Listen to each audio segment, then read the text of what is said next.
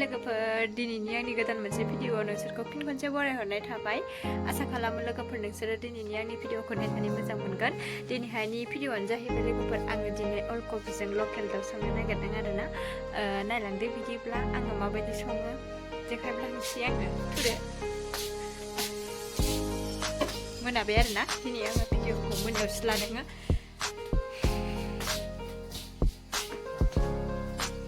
जानानै लाबाय लोगोफोर ओमफ्राय नै